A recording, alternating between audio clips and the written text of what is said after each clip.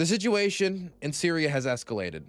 The Israeli government has bombed the Syrian Defense Ministry in Damascus, the nation's capital.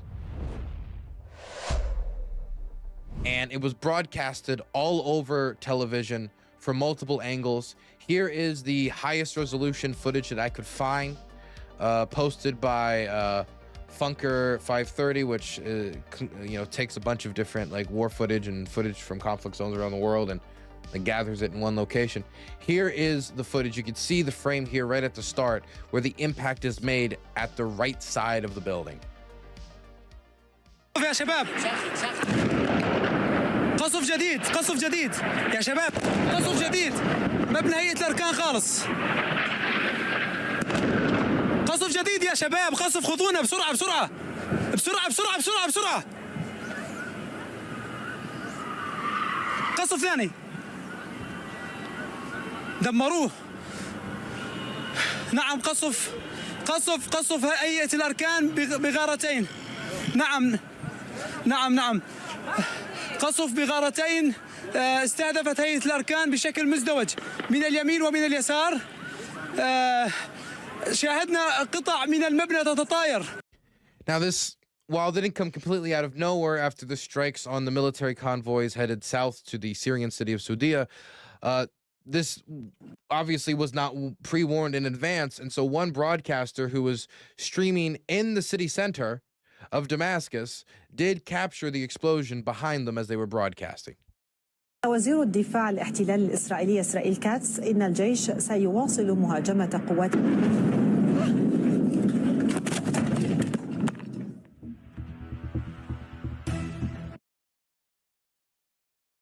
So Israel has done this strike. This is an escalation from the strikes in the south, and I have to say, this right here is putting pressure on a pressure cooker. Every time Israel does something like this, it feels like they're almost asking for retaliation.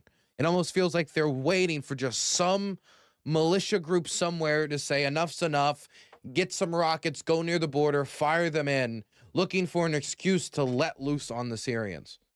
It does feel like that.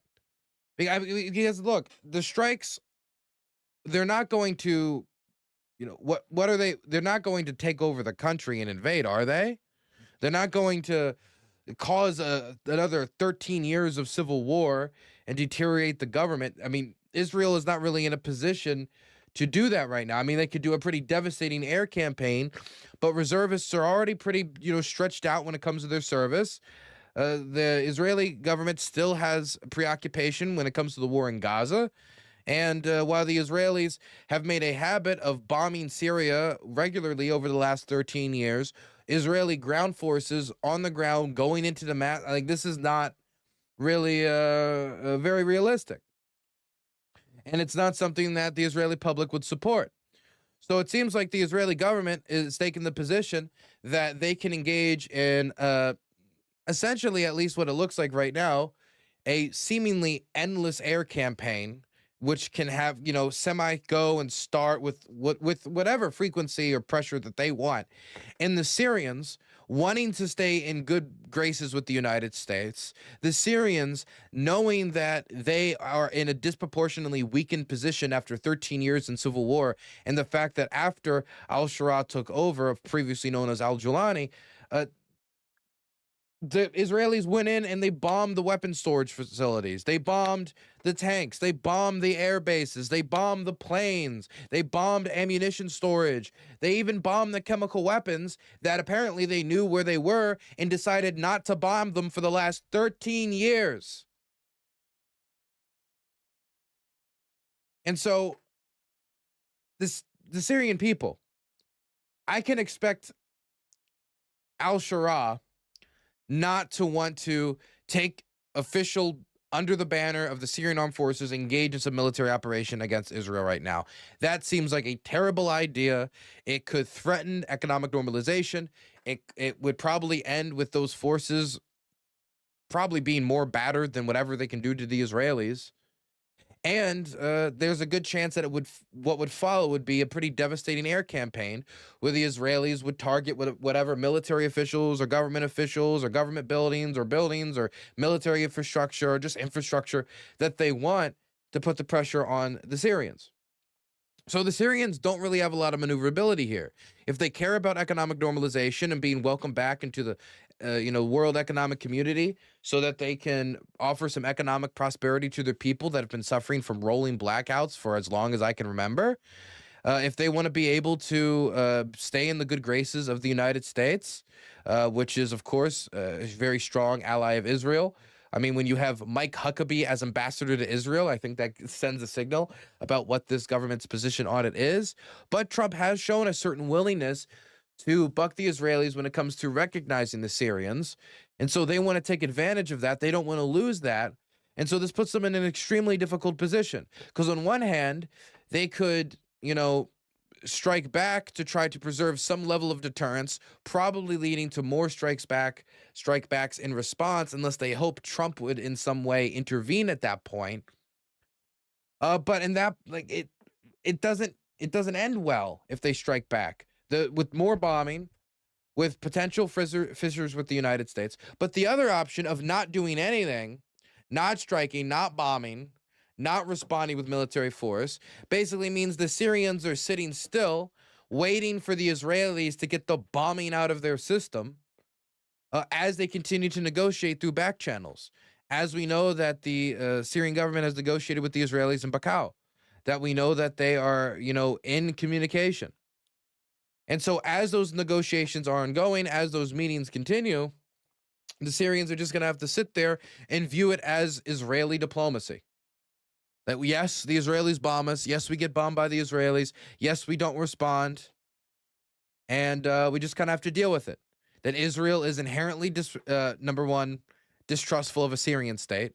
Not like in maybe not in any possible conception of what could be called Syria, but in the fact that Syria has been hostile to Israel since Israel's conception, and that they are probably suspicious of any change in behavior on that, and that they just don't trust this government due to its ties to the jihadi community. And so they don't seem willing to be able to stop bombing the Syrians, at least from the government perspective, at least from this Israeli government. They're not willing to stop bombing them. And the more they escalate this, the bigger targets they strike, though, the more likelihood there is for some retaliation coming from somewhere, maybe even somewhere al-Sharaa doesn't completely control, where he's still trying to centralize authority around Damascus. And, bombings like this, where the government looks like it can't defend itself, does not serve that purpose. It doesn't serve the purpose due to the reciprocal violence that could come from it. It doesn't serve the purpose because, it kind of shows the fragility of the Syrian state at a time where, it's a very influx situation when it comes to stability and clashes, whether it be on the coastline, whether it be in the south, or whether it be at this or that checkpoint. So I think this is a disaster when it comes to Syria's relationship with Israel, due to the potentiality of escalation from this or that militia group. But I also think it's a disaster when it comes to, just Syria, period. There's a threat here that Israel just keeps bombing, hoping that the government will once again collapse. And then what? They'll get to roll the dice and get a new government that'll be nice to Israel? Unlikely that you'll get anything that'll be offering better terms than what the current government is. A Kurd is a Kurd. Netanyahu's trial was tomorrow. Now the trial is adjourned. It's a keep out of jail card. We were going to get to that in a second. Thank you for the $20, gaming at its finest. But you are right. You are right that this also seems to be very convenient timing for Netanyahu, as he did have his ongoing trial, his corruption charges that he's been dealing with for quite some time now. That was supposed to happen tomorrow. And now, due to this bombing, there's been like a big meeting by the defense ministry in Israel and XYZ. And now that has been shut down tomorrow's meeting. That doesn't mean that the trial itself has been closed, but it means that the trial itself is being delayed. And of course, many people have thought that this war could be an extension of Netanyahu's personal political ambitions, that is something that he calculates when making these types of military decisions. How much of a factor that is in determining it, I cannot tell you. But I can't say it's a non-factor. In fact, it being a factor is probably what I believe. I just don't think it's the majority of the factor, but I do think it's a factor. Either way, what's the outcomes here? Israel bombs Syria for a stronger negotiating position, best case scenario. Israel bombs Syria in order to try to destabilize the state because they think that a collapsed Syria or a Syria continuing to go through civil war or a Syria that was in a weakened position like Assad is better than a Syria that is united and not constantly having the Syrians kill each other. Or is this just meant to continuously degrade the Syrian armed forces and their capacity to try to really push forward on like this type of Druze buffer area in the south of the country, try to create the conditions so they can continue to expand the occupation near the Golan Heights? I really can't tell you, because what they keep saying is about the Druze and about Druze rights and about respecting the Druze in Syria and the Syrian government not abusing them. And I want the Syrian government not to abuse them. I don't want to see their mustaches cut. I don't want to see bodies desecrated. I don't want to see anything like that. But where was this Israeli government in 2017 when the Druze faced down the genocidal army of the Islamic State of Syria and the Levant? Where was Israel then? There was no air power deployed in defense of the Druze. But now that the government is moving down there to tamp down on clashes between Sunni Bedouin tribes and the Druze of Syria, now all of a sudden they have a deep and immense passion for the Druze of southern Syria. I mean, I find it hard to believe, not that there isn't any sympathy in Israel, but that this is the main focus here. That this is the main concentration. And that strikes like this are particularly helpful.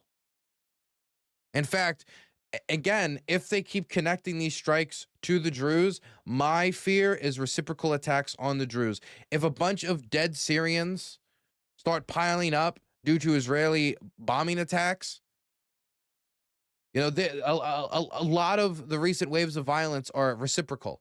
Or they're seen as revenge attacks. For example, the massacres on the coastline in Alawite communities, that was in response to a set of Assadist loyalists who clashed with government forces, killing government soldiers.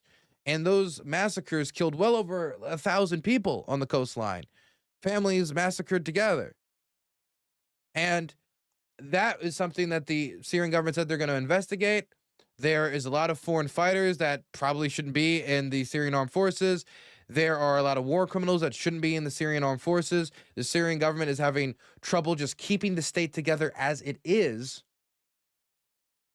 And I find it hard to believe that Israel is prepared to go in there and intervene. So is the hope that they just destabilize the situation? Is it not possible that the Druze could be in an even worse situation if their area was destabilized? I mean, there was already violence going on between Bedouin tribes and these Druze in the city and their militia. So, I mean, there was a threat to the Druze from ISIS. A destabilized Syria, where there's not like a fundamental foundation of rights and minority rights and dignity that they are getting, but instead a unstable situation where maybe their militias can carry the day, means that a massacre is always one lost battle away. And that's not the state of affairs that the Druze want to live in. And the majority of Druze that I have seen talking from the communities in southern Syria are not pro-Israel fanatics. They're not super excited about the Israelis bombing Syria in their defense. That's not to say that the community isn't politically diverse. I'm sure you can find many different opinions. That's just to say it isn't the majority opinion. They do want minority rights. They do want the government to have a bolder national vision for, where they want to go with the Syrian Republic. They want the government to deliver on their promises. Many of them don't trust the government.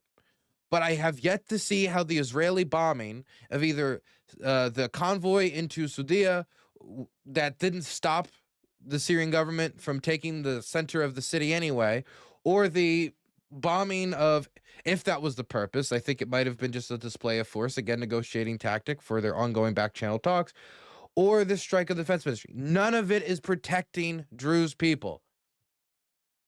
So I think that there has to be something else here, and that the Druze are being used as a geopolitical scapegoat. And that while maybe there could be some MPs that is their primary focus, I think the government's focus is power shifting against the Syrians and staying in an advantageous position against them. What we are watching here on the Israeli side of the border is really quite stunning, Becky, and that is that we are seeing Druze individuals in Israel, either Israeli Druze or Syrian Druze who live in the Israeli-occupied Golan Heights, attempting to cross into Syria to try and help their fellow. Somebody in Twitch chat just asked if Druze are Jews. No, Druze are an offshoot of the Shia religion. They're pretty insular. It's like a internal community. It's like if you're born a Druze, it's like very familial. Like it's passed down through the family. It's like I can't go to the Druze and be like, can I become a Druze? That's not like how it works. But they're an offshoot of Shia Islam technically.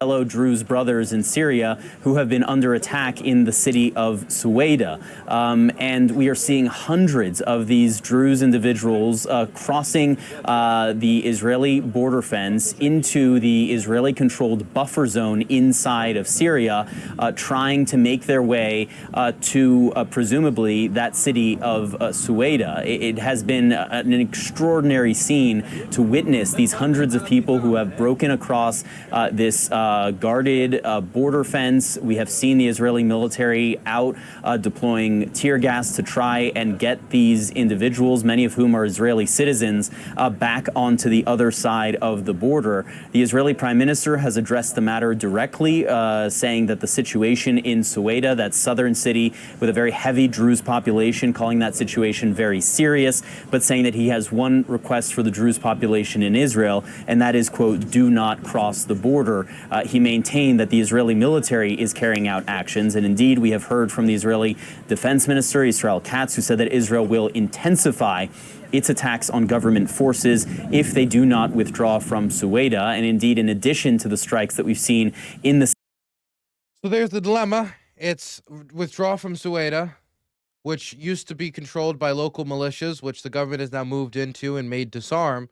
In return, Israel will not bomb you.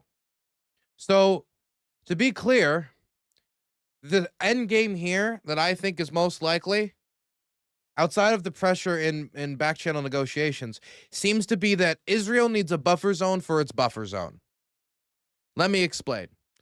The Golan Heights was always justified in its occupation by the Israelis due to the elevation and military significance of the position. It's very defensible.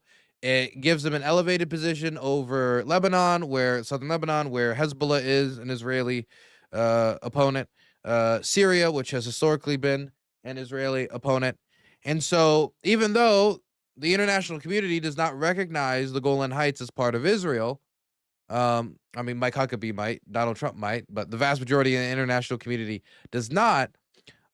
They continue to hold on to it because of, at the very least, its military significance. It now has other significance as well, as settlers have moved in. Eric Adams, famously, the New York mayor, has property in the Golan Heights for some reason. And there's been a question of like further settlement in these areas when there are many Syrians that, would still like to be able to return to the Golan Heights, or there are people in the Golan Heights who don't like that state of affairs and have stayed despite But at the end of the day, Israel sees the Golan Heights as vital for its security due to the fact that the Syrians have attacked them so many times and that Hezbollah is such a threat. But now, outside of it just being the Golan Heights working as a buffer zone, they have also invaded from the Golan Heights and taken more territory in southern Syria. You can call it whatever you want: an incursion, an excursion, a skedaddle, a picnic, a skip, a rendezvous. But no matter how small the territory was, they went into Syria and took land and control it. So, I mean, most people consider that an invasion, right? If somebody went into my community and took like a street over, that's in they held it militarily, said you can't have it back. That's an invasion. So then they did that, expanded the buffer zone that was the Golan Heights. But now, what I think is most likely, outside of what we've said before about pressuring in these back channel negotiations, is that while Israel cannot move in with military force and depose the government with ground forces, Israel still retains significant air power. And so Israel would prefer if Syria was disjointed, if Syria was militarily less united, because if it's militarily less united in the forces in southern Syria and northern Syria and western Syria and eastern Syria are all together, well, that could be a rifle that is pointed at them. Has this government indicated that it wants to point it at them? No. Has this government in any way said that they want to point it at them? No. But the Israelis, I feel, probably don't want to take any chances. And again, their history with Syria and their jihadi ties are making them scared enough, or at least looking at the opportunity to do this operation and saying, look, the Syrians won't be this weak in 2 to 3 to 4 years. Maybe we take the moment. And so instead of going in to depose the government, which, due to the ground force in Gaza is not really likely, I think they want to keep them separated. They want to keep it disjointed. They want to keep it not centralized when it comes to its power authority. And one way to do that, as well as expanding the buffer zone, is by retaining Druze militia autonomy in the south of Syria in places like Suida. By having militias controlling that city, and by having them not be controlled by the central government, but instead by local religious clerics and those, in the local power structure, that means they could act against the government, or they could be a deterrence against the government, as well as providing a buffer between the rest of Syria and Israel, meaning Israel would get a buffer zone of this independent Druze militia city, area basically controlled by local Druze militia. And then they got the Golan Heights as well as a buffer. So they get 2 buffer zones. So to me, I don't think the Syrian government is going to accept this. I don't think the Syrian government is going to accept it because one of its main priorities is centralizing control so they can control Syria from essentially every direction. That they have, if they have military forces in these areas, if they can have security forces in these areas, if they can expand the security apparatus, then they can keep Syria united, and then they can keep Syria stable.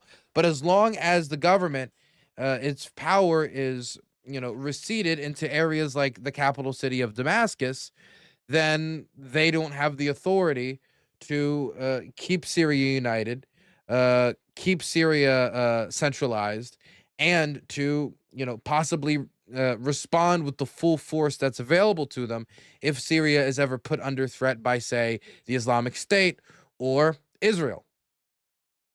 But I think that is what Netanyahu prefers, which is also why I think Netanyahu preferred Bashar al-Assad to al-Shura. Not because al-Shura is worse than Bashar al-Assad, but because al-Shura could pose an opportunity for Syria to no longer be a civil war location, a location for civil war, a location for bloodshed, a location for disunity and fraction. They prefer them disunited.